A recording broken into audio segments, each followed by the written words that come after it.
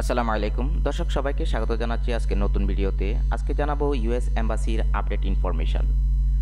ঢাকাস্থ যুক্তরাষ্ট্রের দূতাবাস সীমিত আকারে শিক্ষার্থীদের ভিসা আবেদন গ্রহণ শুরু করেছে।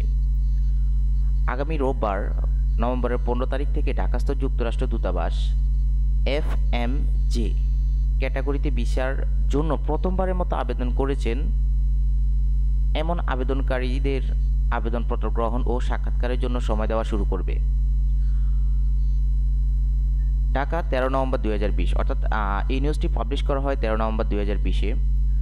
ঢাকাস্থ যুক্তরাষ্ট্র দূতাবাস অত্যন্ত আনন্দের সাথে জানাচ্ছে যে আগামী সপ্তাহের শুরুর দিন রবিবার অর্থাৎ 15 নভেম্বর থেকে FJ এবং M ক্যাটাগরির ভিসার জন্য নতুন আবেদনকারীদের কাছ থেকে সীমিত আকারে আবেদনপত্র গ্রহণ ও সাক্ষাৎকারের সময় দেওয়া শুরু করবে। উল্লেখ্য, কোভিড-19 এর কারণে দূতাবাসের প্রত্যাহী কর্মতালিকায় সাক্ষাৎকারের সংখ্যা সীমিত থাকবে এবং ভিসা প্রসেসিং করার সময় 6 সপ্তাহ পর্যন্ত লাগতে পারে। আবেদনকারীদের ভিসা প্রসেসের সময়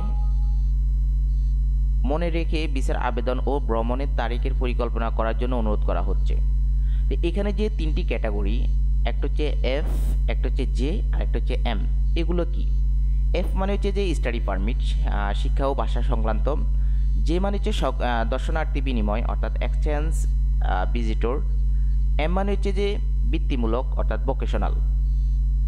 এই যে তিন ক্যাটাগরিতে যারা আছেন বা যারা অ্যাপ্লাই করেছেন বা যারা অ্যাপ্লাই করবেন, তাদের কি করতে হবে?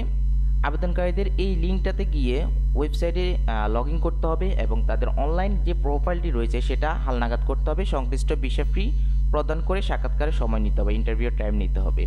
দেন এখানে আরও ইনফরমেশান দেওয়া আছে, আপনারা সেটা পড়ে নেবেন। তো এটা হচ্ছে যে সর্বশেষ আপডেট ইনফরমেশান। তো এটা হচ্ছে যে বাংলা ভার্সন, এটা হচ্ছে বাংলা ভার্সন, আর এটা হচ্ছে যে ইংলিশ ভার্সন। আমি দুটো লিঙ্ক ভিডিও ডিসক্রিপশনে দিয়ে দেবো, আপনারা চেক করে নিতে পারেন। সবাই ভালো থাকবেন, সবাই সুস্থ থাকবেন। আল্লাহ হাফেজ।